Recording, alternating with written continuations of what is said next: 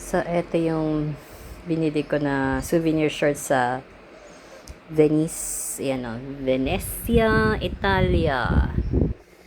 Extra small, pero ang laki sa akin. Ayan.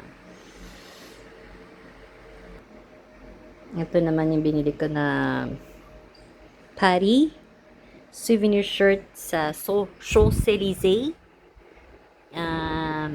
11 euros. 12 dapat yan natawaran ko kung cash daw 11. Yung Venezia kanina, Italia, parang 12. So, ano size to?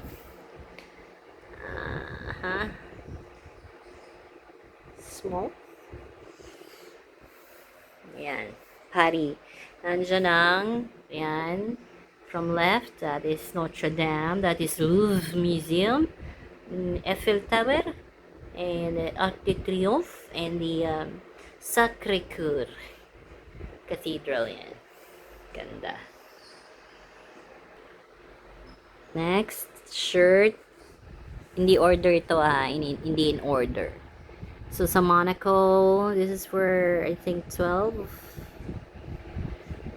Medium, kasi maliit yung size nila. Actually, kasya naman yung small. Kaya lang, ayoko ng maiksing sleeves eh. Super iksi ng sleeves ng small. Yan, Monaco. Monte Carlo. Ayan. Fuchsia, my favorite color. Sa Monaco. Next, fourth shirt in Rome, Italy. Ayan o, nandyan na Pisa, ay, mga Piazza Duomo, lahat andyan na. Ayan o. I don't know this Gimignano, Firenze, that's Florence, Pisa, Siena. Yung Siena hindi namin napuntahan. So, I bought this, I think in Vatican City. Ano to? Size niya is extra small, pero ang laki. Labo.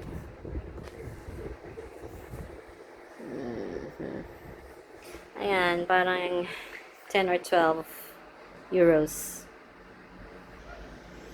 Ay, bakit dalawa itong pari ko? Paris, France. Ba't kaya ako bumili ng isa pa? Size small. Siguro ito yung first na nabili ko. Tapos dahil nakita ko yung may mga iconic, architecture. Kaya bumili uli ako noon. Pero actually, ito na una.